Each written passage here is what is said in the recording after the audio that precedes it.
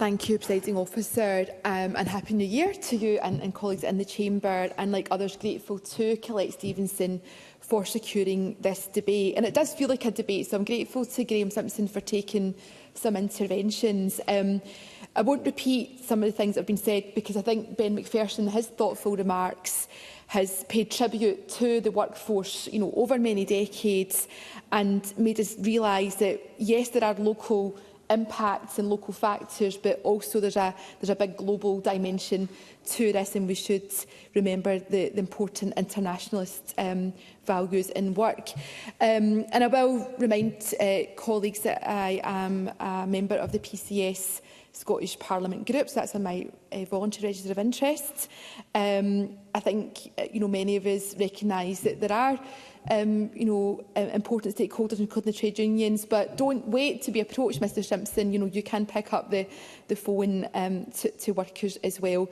But I'm here tonight because I am a Central Scotland MSP, so I do represent East Kilbride. I live next door in Blantyre, and this is a big deal for us locally, and it is a real pity that we don't have unity. We don't have all the elected members locally. I suspect that Graham Simpson probably does feel this one, and would rather we were in a different situation. But we find ourselves in an election year, and perhaps people feel they can't say what they really think. But people are concerned about the UK Tory government's announcement to close the foreign Commonwealth and international development offices at Abercrombie House, and to move these highly regarded civil service jobs out of East Kilbride. And that's the key thing that I want to focus on tonight, because it is a hard pill to swallow.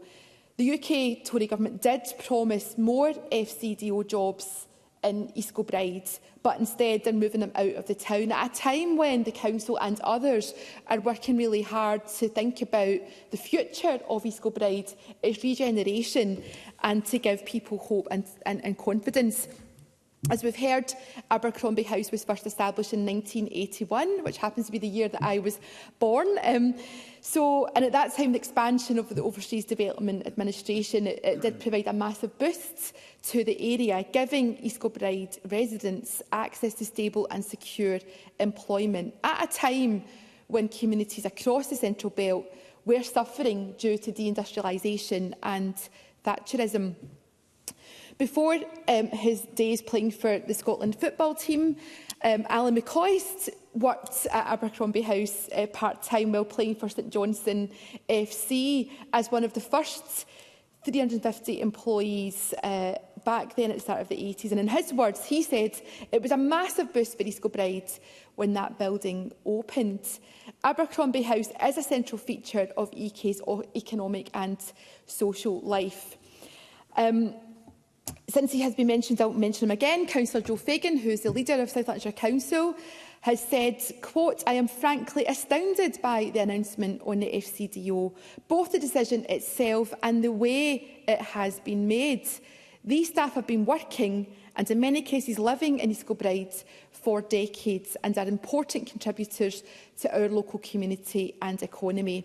The FCDO announcement has been made out of the blue, suggesting not just a failure of communication, but also a lack of coherence in the decision-making process. The reasons given for the decision are also weak, to say the least." End quote. I know there are some people who work there who perhaps live in Glasgow and feel actually this might not be too big a deal, too much of a move. But for others who live beyond East Kilbride and Straven, for example, or in Stonehouse, they are worried about the commute, people with caring responsibilities. There are so many unknowns. And again, that 1 hour's notice before this went public, just before Christmas, it really doesn't sit easy with me. So a few of these points have been made already, but I would just say, as we do come to the close here, that there is time to unite and to put East Kilbride first, to put these jobs first, and to go back with questions to the Secretary of State for Scotland and other UK ministers who've got a plan that doesn't really add up. There is still time for Mr Simpson and for Lisa Cameron to get behind the community and to get behind the workers, because if we can speak with one voice, that will be much stronger. So I'll bring my speech to a close, and I thank all colleagues for their support and Colette Stevenson for bringing it to the Chamber. Thank you, Presiding Officer.